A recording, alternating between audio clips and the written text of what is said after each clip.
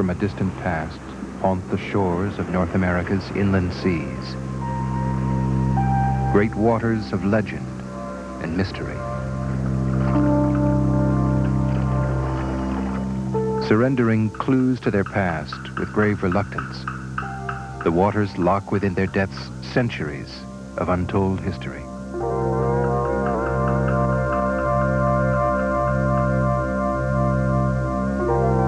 Hints of former cultures, long forgotten, may still be found along the wave-polished rocks that blanket their shores. Shores that remain wild, remote, and pristine.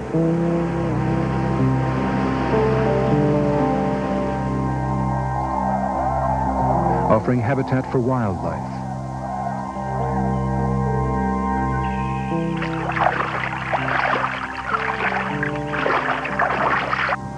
as well as living space for 50 million American and Canadian citizens. Inland seas with mighty waters, so vast they impose their power upon the region's weather. 5 Great Lakes: Superior, Michigan, Huron, Erie, Ontario. The greatest surface freshwater system in the world.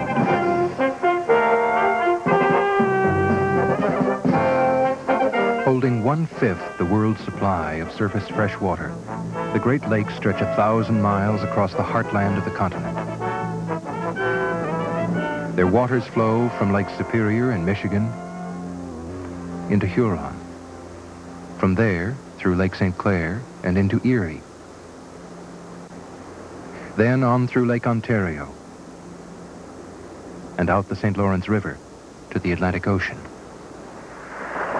At a time when great waterways of the Southwest are parceled out to their last drop, water flows in abundance here, rinsing the landscape. Clean, cold water from hundreds of tributaries drain the continental interior and replenish the lakes, providing drinking water for hundreds of communities and millions of people. Food and recreation for millions more. Transportation for the commodities of 2 nations. And a source of cooling water for electric power plants and industries. But in the last 200 years, increasing human population has amplified our use of these waters 1,000-fold. Wastes from the cities and industries of 8 states and the province of Ontario flow into the lakes and their tributaries. Runoff from cities and farmland throughout the basin carries heavy loads of nutrients into the lakes, over-fertilizing the water and affecting aquatic life. The lakes have become important to millions of people for different reasons, and it is this variety of sometimes conflicting uses that tests our ability to manage and protect a great natural resource for future generations. The challenge is to balance present and future needs of the people of 2 nations with the uncertain requirements of a vast and fragile ecosystem. Rich Thomas, Canada Centre for Inland Waters. Unless we adopt a much stronger management role with respect to the Great Lakes, we could be facing difficulties as the intensity and pressures for the use of Great Lakes water increase. In order to get some sense of where we're heading, it is often helpful to take a look back. The Great Lakes offer no exception to this rule, for they have a past which is closely tied to the rich history and development of the North American continent. The character of their future may depend upon how well we learn from the lessons of the past. The Great Lakes were born in recent geologic time, when glaciers scoured out future lake basins by the sheer weight and pressure of mile-thick layers of ice.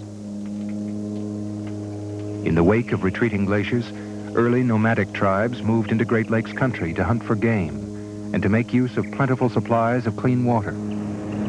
Their demands on the waters and surrounding lands were small, and the forces of nature easily kept their populations in check. So for thousands of years, the Great Lakes remained unaffected by human presence. But this would soon change.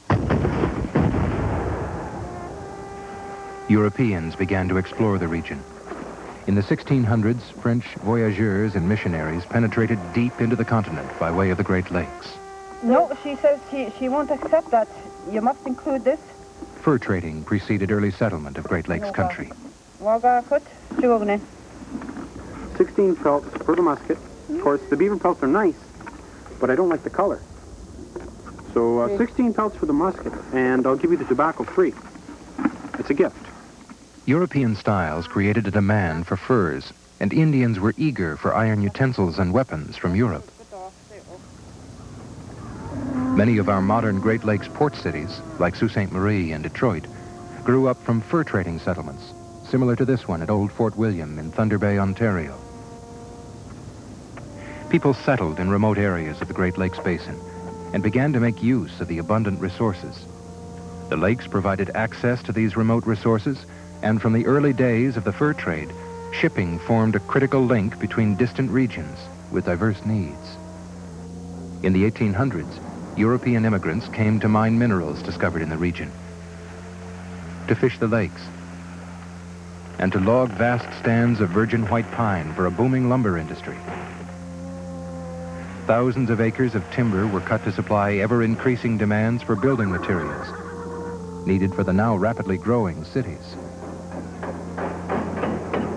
Locks and canals were completed, connecting the lakes and opening the gateway for interstate and international shipping of commodities and resources. Mining towns like Calumet on the Keweenaw Peninsula of Michigan sprang up during the highly productive copper boom. The mining of iron ore later became even more important to the economy of the Lake Superior region. While learning to use the resources of the region, man gradually began to leave a lasting impact on the Great Lakes and their shorelands. Topsoil, now exposed by the cutting of forests, was easily washed into lake tributaries, tainting the once clear waters. Shaded streams were warmed by the removal of forests, affecting aquatic plants and animals already living precariously close to the limits of their survivable temperature range. Commercial fishing had become an important livelihood for the new immigrants. Abundant stocks of whitefish, lake trout, lake herring, and perch were the prime commercial fish of the Great Lakes. To satisfy the demands of growing food markets, fishing techniques became more and more efficient. Trout stocks began to diminish under increasing pressure from fishermen. Nevertheless, the Great Lakes continued to provide good yields of lake trout well into the 1940s. Then, the trout harvest plummeted, first in Lakes Huron and Michigan, later in Superior. The cause was this menacing eel-like creature, the sea lamprey, introduced to the Great Lakes as a result of human change to the system. The parasitic lamprey had slowly worked its way up from the Atlantic through each of the Great Lakes after completion of the shipping canals. The sea lamprey fed on the most valuable of Great Lakes fish, the trout and whitefish. By sucking the blood and fluids from its victims, the lamprey could easily kill 5 to 10 lake trout during its lifetime. By the 1950s, sea lamprey had made their way up through the entire Great Lakes chain and were multiplying in Lakes Michigan and Superior by the millions. Faced with the complete destruction of the Great Lakes commercial fishery, scientists from the U.S. and Canada began a massive program to control the lamprey. After 5 years of testing some 6,000 chemicals, scientists found in 1957 that a material called TFM would poison lamprey larvae without significant harm to other plant or animal life.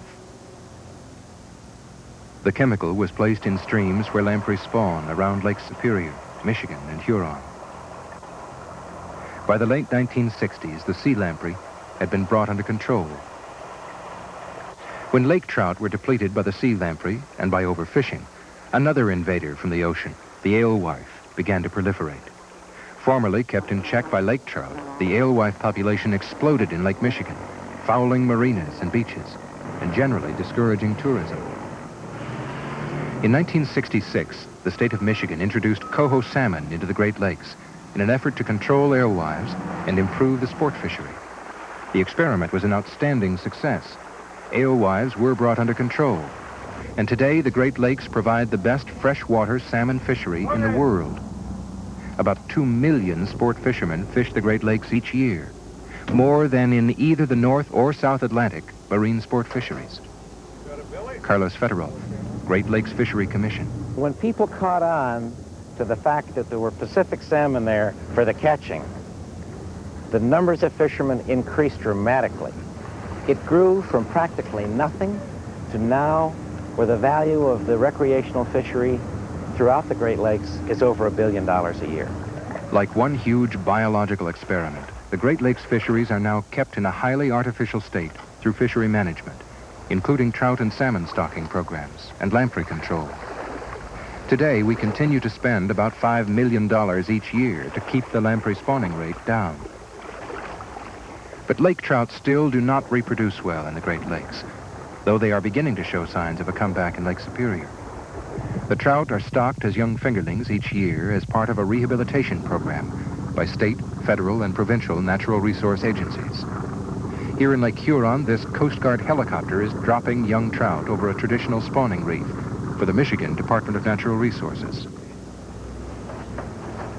Other fish managers are trying to encourage natural reproduction of lake trout through innovative experiments.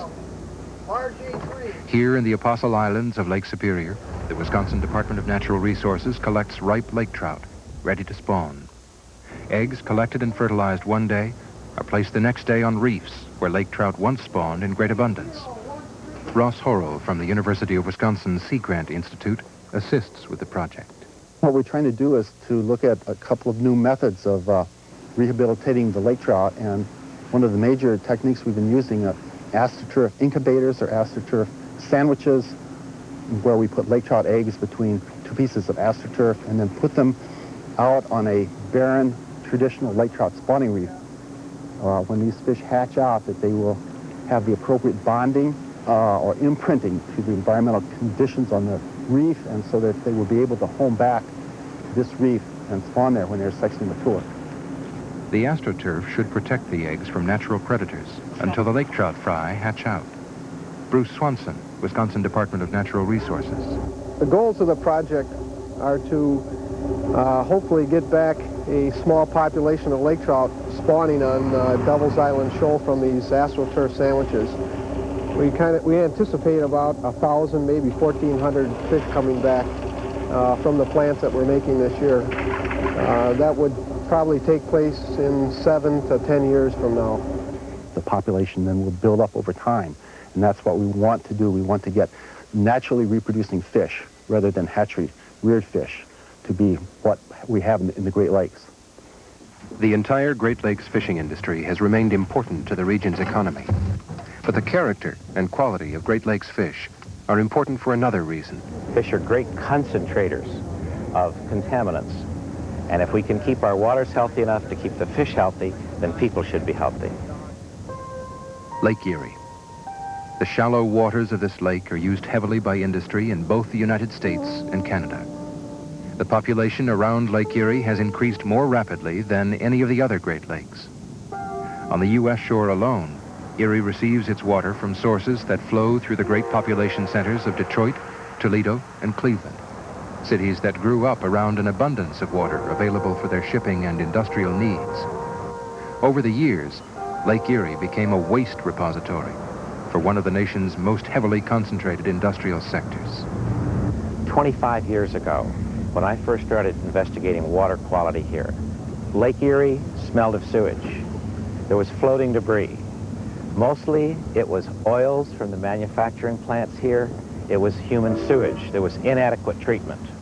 Charles Herdendorf is a professor at Ohio State University and director of the Center for Lake Erie Area Research. He grew up on Lake Erie and remembers what it was like years ago. Well, Lake Erie at that time could be characterized by calling it pea soup. The algae bloom on top of Lake Erie was such that the boats traveling across the lake would have green wakes. It would roll up in large mats on the beach. We had problems with fish kills in some of the harbor areas. It's well known that the Cuyahoga River in Cleveland would burn from time to time due to the oil slicks. You have to go back to like 65 and upstream from here in Lake St. Clair when there was mercury pollution. The fishing was banned from the lakes. No one from Lake St. Clair, no one could keep fish There were two plants up along the Detroit River and the St. Clair River that flow into Lake Erie. These plants, in part of their chemical processing, used mercury, and they were disposing of about 200 pounds per day as a waste product into those rivers. They eventually came down here to Lake Erie, contaminated the biology, the fish stocks, to the point where the fish could not be eaten. The press focused public attention on these pollution problems, and Lake Erie became the national symbol for environmental degradation. In response to public pressure, pollution control laws were put into effect, and funds became available for scientists to collect some of the basic data that would help them understand the lake and its problems. The other Great Lakes also benefited from the public attention directed at Erie. A new general concern for the lakes brought support for research projects which would help scientists understand some of the complex relationships between natural processes and the way people use the lakes. What scientists found was that, basin-wide, chemical changes in the water quality were degrading and sometimes displacing the natural habitat for plant and animal communities, and generally causing eutrophication, or premature aging of the lakes. Traces of the insecticide DDT were found in the tissues of trout and salmon. Studies linked DDT to population declines in the eagle and other birds that prey on fish. PCBs, polychlorinated biphenyls, were found in fish throughout the lakes. Like DDT, PCBs have a tendency to accumulate in aquatic organisms and to become more and more concentrated as they move up the lake's food chain. As a result, commercial fisheries were closed and people were warned to limit their consumption of some species of Great Lakes fish. Scientists detected hundreds of other potentially harmful compounds in the Great Lakes and soon began to make recommendations for their control. The 1960s marked a turning point in Great Lakes history, for in the 70s, some of the most polluted areas in the basin began to show signs of recovery. I think people had enough in the early 60s, and there were a number of conferences. The governors of the Great Lakes states got together and decided something needed to be done and encouraged the federal government to embark on a major program. Over $5 billion have been spent on trying to correct this problem by installing new treatment plants for sewage. There have been new practices for the agricultural community on their farmlands. Things that have happened has been that the lake really has improved. These algal blooms are not nearly as intense, and we've corrected a lot of our water quality problems. Another example of progress has occurred here in Lake Michigan's Green Bay. The northern two-thirds of Green Bay is a recreational playground with clean, cold waters typical of most of Lake Michigan. Thousands of tourists flock to the Door Peninsula each summer. But it is the southern third of Green Bay that bears the brunt of human activity. Tributaries to the lower bay have for years carried heavy loads of nutrients from agricultural runoff and waste effluent discharged by municipal and industrial sources. This 1966 photo shows industrial waste from 3 outlet pipes discharging directly into the Fox River, a major tributary to Green Bay. Stream fertility is high as a result of this collective pollution, and the waters in Green Bay are excessively turbid. But the same controls that have improved the water throughout the Great Lakes Basin have been put to use here, and Green Bay's water quality is improving. Professor Harris, University of Wisconsin, Green Bay. Millions of dollars have been spent by industry to clean up organic material, and there have been great improvement with regard to dissolved oxygen concentrations. On the other hand, we have these newer problems that we're discovering in terms of toxic materials, and I think that's on the downside. In other words, I think that we've got more reason to be concerned than we knew about in the first place. There appears to be a rather high incidence of biological deformities and reproductive failure found in some of the fish-eating birds of lower Green Bay. It is not uncommon to find cormorants and terns with crossbills and other deformities, like those shown here on these preserved specimens. Scientists are trying to determine whether these deformities are a result of toxic substances in the water and sediments. No easy task. There are over 100 chemicals that have been identified. The ones that are of greatest concern are the chlorinated hydrocarbons, And the ones that we're particularly concerned about are the dioxins, the furans, and the non-ortho PCBs. And we're concerned about those primarily because they've been implicated in the incidence of reproductive failure in colony nesting birds in Canada. In 1972, President Nixon and Prime Minister Trudeau signed a water quality agreement between the United States and Canada, which pledged both countries to protect and restore the Great Lakes. The International Joint Commission, a permanent body represented by both the U.S. and Canada, oversees this agreement. Canada has been an aggressive partner to the U.S. in attempting to enhance water quality in the Great Lakes. The major thrust of its research activity is based here in this large complex, the Canada Centre for Inland Waters. Here, scientists are looking for evidence of toxic contaminants in lower levels of the food chain. Mohi Munawar, Canada Centre for Inland Waters. Now the research is concentrating on the impact of contaminants, the heavy metals and organic contaminants, on the growth of algae, because algae is at the bottom of the trophic level, the food chain. The algae are eaten by the animals like zooplankton, and the zooplankton are eaten by the fish, and we eat the fish. So before it becomes too late to go to the fish, we'd like to know what are the effects of these kinds of contaminants on algae, so that we can develop a warning system to protect and preserve the Great Lakes. If our work is successful, I think that we will have a very sensitive method of determining the very early influence of contaminants into the Great Lakes system, or for that matter, any other system. However, there is a danger that when we start to see these things, even at the effects level, at a low trophic level, it indicates that the materials are already present. And it seems in some way more logical that systems be developed to screen materials before they're ever used and lost to our environment. Water from the Niagara River flows over the falls and downstream to Lake Ontario, last lake in the chain. Though it is one of the most scenic areas in the Great Lakes Basin, the Niagara River is also host to one of the most serious hotspots for toxic contaminants.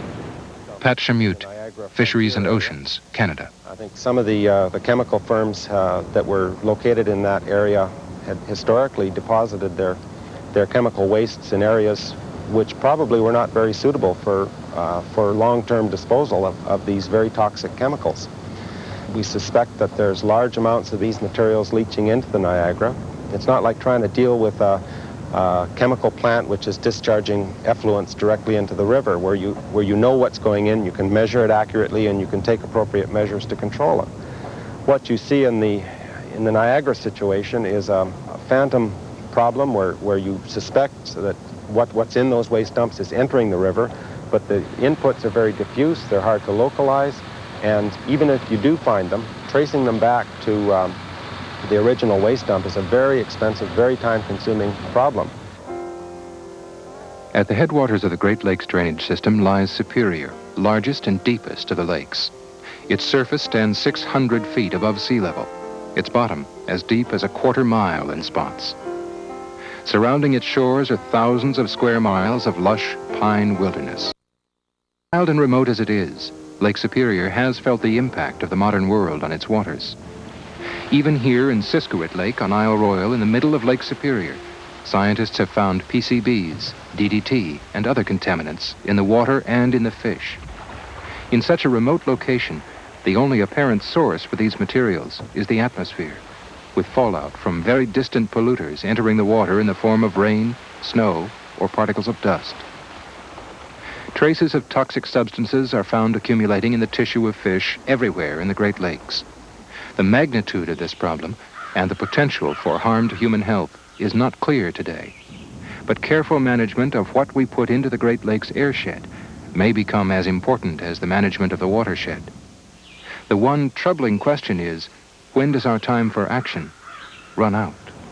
Most of the problems that we've faced in the Great Lakes to date, Rich Thomas, we have found after the fact. We have always been in a catch-up situation, that we found a contaminant many years after it's been in place, that we have not predicted that, for example, with the opening of the various seaways into the Great Lakes system, that this would result in an influx of an exotic or more than one exotic species of fish into the Great Lakes. These have in the past been non-predictable, but since we have worked on them, we have achieved some level of understanding of the consequences of the actions we've taken in the past. If you change one thing, it may have an effect upon the other things within the lake itself, a reverberation that is occurring within the Great Lakes aquatic ecosystem. In the last 200 years, man has altered the lakes irreversibly. We can never return the lakes to their original condition. But the lakes have improved considerably since the 1960s. The sport fisheries are now better than ever. Beaches are cleaner than they were 20 years ago. Inputs of phosphorus have been reduced, turning around the accelerated aging process of the lakes. There has been some improvement in the older generation of contaminants, such as DDT, PCB, Mirex, mercury, and some of the other metals. However, the past 2 years we've been faced with the discovery of very minute quantities of what we call ultra-trace contaminants, things such as dioxins and furans, which at the moment constitute the greatest threat that we have to the lake. Maintaining the present value of the Great Lakes will require continued research into the basic workings of all components in the ecosystem. It will require that we continue to monitor the pulse of the water's condition in order to foresee future problems. And it will take a carefully integrated basin-wide management strategy between the two nations that control the destiny of these greatest lakes. By virtue of their sheer size and abundance of water, the Great Lakes are apparently capable of absorbing large amounts of contamination without significant harm to the resource. The lakes also exhibit a remarkable resiliency, sometimes recovering from serious contamination in only a matter of decades. But there are limits to the demands we can place upon these waters, and those limits are not well defined. Serious changes in the lakes frequently occur before a problem becomes obvious to people. This poses difficult questions concerning our ability to protect the lakes for future generations. Can we devise effective alarm systems, for example, that will provide early warning of danger to the Great Lakes ecosystem? If, through scientific surveillance and monitoring, we are able to predict harmful impacts before they occur, how will we, as two nations, respond?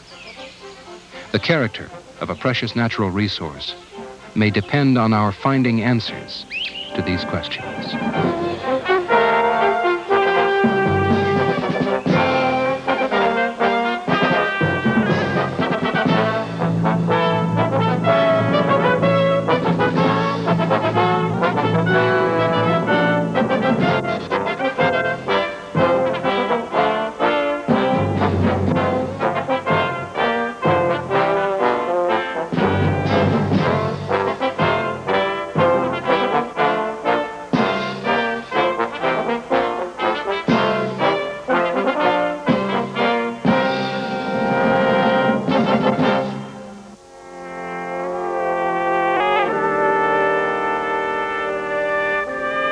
Funding for this program was provided by the University of Wisconsin Sea Grant Institute, the Joyce Foundation, and the Wisconsin Educational Television Network.